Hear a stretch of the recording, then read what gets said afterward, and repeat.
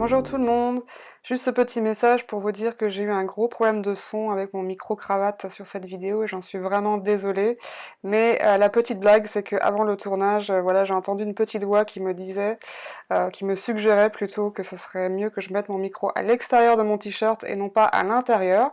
Et malheureusement, je n'ai pas suivi ce petit conseil, donc voilà le résultat. Et encore une fois, je suis vraiment désolée, mais j'espère que vous allez pouvoir quand même profiter de cette vidéo. Bonjour à tous. Alors aujourd'hui, je vais parler d'un sujet que je pense qui intéresse beaucoup de gens dans la spiritualité, parce qu'il suffit de voir le nombre d'articles, le nombre de vidéos qui pullulent sur Internet à ce sujet. Et ce sujet, bien sûr, c'est les guides et comment entrer en contact avec les guides ou comment les entendre, parce que je pense que c'est ça la question qui revient le plus souvent. Alors déjà, on va essayer de définir ce que c'est qu'un guide.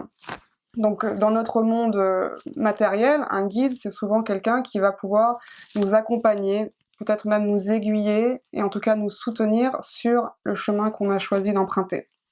Et au niveau spirituel, donc les guides spirituels, c'est assez similaire finalement, puisque ce sont des êtres ou des entités qui vont nous accompagner, qui vont nous aider à remplir la mission qu'on s'est choisie pré-incarnation. Et quand je dis mission, je le mets entre guillemets parce que c'est vrai que parfois on a tendance à mal interpréter ce que c'est que la mission, parce que pour moi toutes les âmes ont une mission, mais c'est pas forcément une mission qui va être de l'ordre de je suis un super-héros, je vais sauver la planète. Quand je dis mission, les âmes ont une mission, pour moi ça veut dire que avant l'incarnation, l'âme a choisi, avec la concordance de ses guides, de en fait explorer une ou plusieurs thématiques très spécifiques qui vont lui servir pour son évolution. Et donc les guides, évidemment, ils vont nous aider à faire en sorte qu'on est bien sûr sur le chemin qu'on a choisi avant l'incarnation et qu'on va pas forcément se perdre en route. Donc les guides peuvent prendre plusieurs formes différentes, ils peuvent se présenter de diverses manières. Donc on a évidemment tout ce qui est guide ancêtre, les personnes chères décédées, ça peut être aussi des ancêtres ou des maîtres d'incarnations passées, ça peut être des animaux, donc des animaux domestiques décédés ou des animaux totems, ça peut être des âmes sœurs, ça peut être des flammes jumelles, ça peut être des maîtres ascensionnés, ça peut être des êtres de la nature, ça peut être des êtres de l'intraterre, des êtres des étoiles, ou même la conscience de Gaïa elle-même, et j'en passe. Donc vous voyez que vraiment il y a toute une diversité de guides qu'on peut avoir lors d'une incarnation. Et ce dont je me suis rendu compte aussi, c'est que parfois on va choisir de s'incarner, on va vraiment garder les mêmes guides. Certains guides vont rester du début à la fin, donc vraiment toute la vie d'une personne, et d'autres vont parfois céder leur place pour que d'autres guides rentrent en jeu. Et ça arrive souvent quand on va franchir vraiment des grosses phases d'évolution ou des gros paliers de conscience.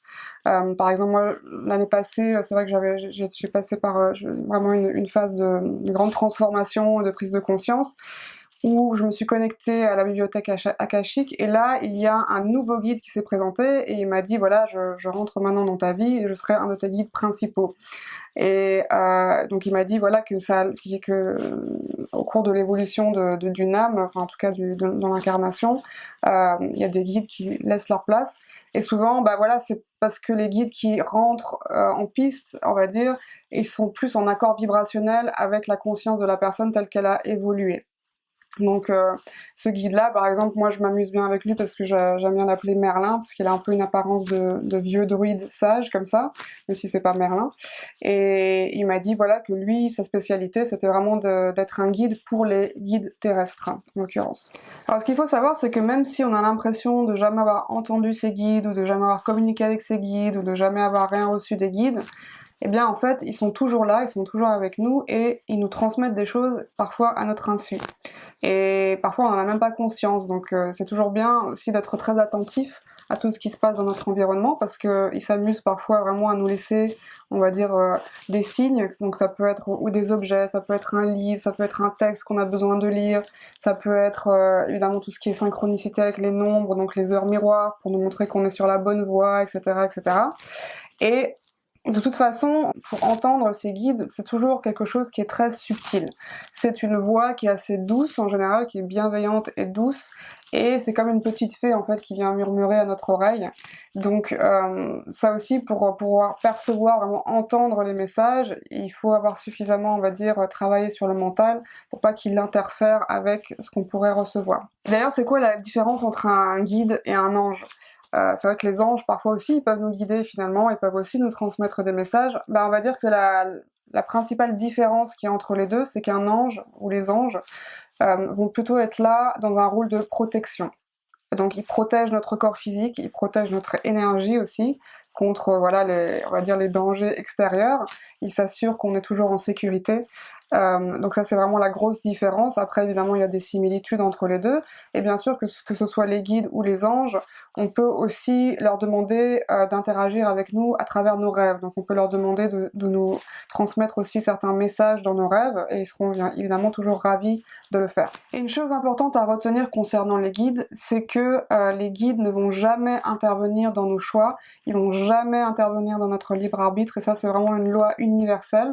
Donc si on entend des voix dans sa tête qui nous disent fais ci, fais ça, non, fais pas ci, fais pas ça, ou des choses qui suggèrent en fait le fait de donner des ordres, on peut être sûr que ce ne sont pas nos guides et que c'est très probablement notre mental qui se fait passer pour un guide.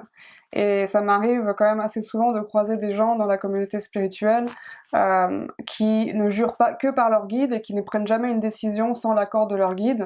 Ça c'est pas leur guide, c'est simplement leur mental ou leur ego spirituel qui se fait passer pour leur guide.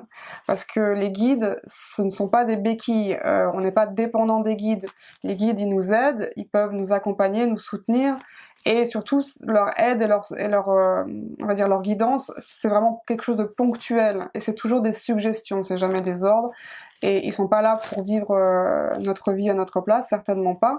Donc dès lors que vraiment on a l'impression que qu'on remet notre pouvoir entre les mains de nos guides, on fait fausse route. Et de toute façon, les guides, ce qu'ils veulent, c'est qu'on reprenne notre pouvoir, justement. Ils veulent vraiment qu'on puisse aller vers cette expansion de conscience et reprendre de plus en plus notre pouvoir. Donc, au contraire, ils veulent absolument pas qu'on soit dans une forme d'infantilisation ou qu'on se sente infantilisé par eux, c'est-à-dire comme si c'était des parents.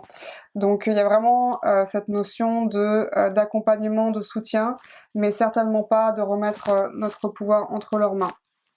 Et très souvent aussi, ce qu'on peut se poser comme question, c'est finalement dans tous les messages qu'on peut entendre, donc quand les gens nous disent oui, ce sont mes guides qui ont dit ceci, qui ont dit cela, quand le message il résonne quand même d'une manière assez négative, si on sent que c'est quelque chose qui est un peu dans le jugement ou qui est dans la peur, de nouveau on peut se poser la question, est-ce que c'est vraiment un guide qui a transmis cette information? Est-ce que c'est pas tout simplement le mental de la personne? Donc ça c'est dans le meilleur des cas, et parfois ça arrive aussi que malheureusement il y ait d'autres sortes d'entités qui sont canalisées. Parce que malheureusement le monde spirituel n'est pas fait que d'êtres de lumière, il y a aussi des êtres qui sont moins dans la lumière. De tout temps, l'être humain s'est fait tromper, s'est fait parfois aussi manipuler par, on va dire, des êtres qu'on peut appeler entités négatives, hein, donc c'est souvent des entités qui viennent du bas astral ou de sphères comme ça. Et c'est pour ça que je veux juste en dire un mot sans entrer dans la peur, mais juste de proposer une certaine vigilance par rapport à certains messages qui peuvent être entendus ou transmis, surtout en ce moment, parce qu'avec cette polarisation des extrêmes entre lumière et ombre, le bas astral est très présent dans le monde de la 3D et essaye de s'immiscer à tout prix dans l'énergie humaine. Donc c'est toujours vraiment important d'utiliser son discernement, y compris quand on va voir des professionnels, que ce soit des médiums, des voyants, des channels, etc. De savoir comment résonne le message qui est transmis. Est-ce que de nouveau c'est quelque chose qui vibre positivement ou c'est quelque chose qui vibre dans la peur et qui vibre négativement ou qui a une teinte de jugement, etc. Parce que voilà, comme je dis, toutes les sources spirituelles ne sont pas forcément bienveillantes, et pour ça je vous renvoie aussi à la vidéo que j'ai faite sur la fausse lumière et les dangers du New Age, que vous trouverez, je mettrai peut-être le lien là dans la description en dessous. Donc comme on l'a vu, les guides peuvent vraiment interagir avec nous de diverses manières, ça va pas être forcément de la clairaudience, hein. Donc la clairaudience c'est quand on entend vraiment des messages, ça peut être du clair ressenti, ça peut être des signes voilà, dans notre environnement, etc. Mais si vraiment on a envie d'entendre les guides, si on a vraiment envie même de communiquer, d'avoir un dialogue avec eux, c'est vraiment important de voir où est-ce qu'on en est justement à l'activité mentale. Parce que si on a un mental hyperactif et assez fort, c'est très probable qu'on ne va pas pouvoir entendre les messages des guides qui sont toujours, comme je l'ai dit, vraiment assez subtils, assez doux et assez, finalement, comme si c'était quelque chose presque en arrière-plan, presque, voilà, vraiment, ça s'impose pas. Donc, du coup, si on a l'impression qu'on a un mental un petit peu trop actif, c'est important d'avoir déjà une pratique méditative quotidienne, ou vraiment de faire des exercices de respiration profonde, des exercices de relaxation, et tout ça, ça va faire que ça va calmer le mental, ça va nous relaxer aussi le corps, et que progressivement, on va se mettre vraiment dans cet état de réceptivité qui va nous permettre du coup d'entendre ou de ressentir la présence de ces guides, et peut-être aussi de percevoir ou d'entendre certains messages. Alors, j'entends aussi souvent des gens me dire oui, mais j'ai demandé à mes guides, j'ai demandé ci, j'ai demandé ça, et j'ai pas eu de réponse. Bah, souvent, je leur réponds aussi que, déjà que peut-être c'est pas le moment pour eux de recevoir une réponse, parce que tout arrive, on va dire, à point nommé, hein, tout est une question de timing divin, comme je dis souvent. Et deuxièmement, c'est peut-être que, en fait, la réponse, elle se trouve tout simplement en eux-mêmes, et qu'ils n'ont pas besoin de chercher la réponse à travers les guides. Et ce qui m'arrive aussi souvent quand je fais des soins aux personnes, c'est que je vais entendre le message suivant qui vient de leur guide pour la personne. C'est: on est là, on est avec toi et on a envie de t'aider. Donc tu peux nous contacter. Et c'est vrai que souvent, même si l'âme, elle sait qu'elle a ce soutien spirituel, l'esprit humain, parfois, il est tellement submergé, voilà, dans ses luttes quotidiennes qu'il a tendance à oublier finalement complètement qu'il a de l'aide spirituelle, qu'il a un soutien spirituel à chaque moment. Donc ça, c'est vraiment comme un petit rappel, une petite piqûre de rappel pour nous dire, nous aussi, on est là. Et si vous ne nous demandez rien, on peut rien faire pour vous en fait. Donc si vous voulez qu'on vous tende la main, il faut d'abord que vous demandiez. Parce que voilà, ça fonctionne comme ça. C'est vraiment demander et vous recevrez finalement. Donc voilà, donc ça c'est vraiment un message peut-être aussi plus global si vous regardez cette vidéo, c'est que si vous voulez communiquer avec vos guides, si vous voulez qu'ils vous aident, demandez-leur tout simplement parce que ils peuvent rien faire tant que vous leur demandez pas. Et pour terminer, interagir et connecter avec ses guides spirituels, c'est génial, mais interagir et connecter avec son âme, avec son moi supérieur ou sa propre lumière, c'est encore mieux. Quand on sait que dans un univers où il y a une seule conscience, où tout est un, est-ce que finalement interagir avec un ange, avec un guide spirituel ou tout autre être qui nous aide ou qui nous guide, c'est pas finalement interagir avec un aspect de son propre moi supérieur? Et j'en profite aussi pour vous rappeler que cette année, on a 3 stages à vous proposer. Et donc il y en a un qui sera en juin, c'est reconnexion avec l'enfant intérieur, un en août, voyage vers soi en terre sacrée, et un en octobre, guérison du féminin blessé. Et vous trouverez toutes les dates et toutes les infos dans la description, et aussi je crois que je vais l'afficher ici à l'écran. Donc n'hésitez pas à aller faire un tour sur le site internet et à vous inscrire parce qu'on sera vraiment ravis évidemment de faire ce travail avec vous et de vous accueillir cette année lors de nos stages. Satnam, à bientôt.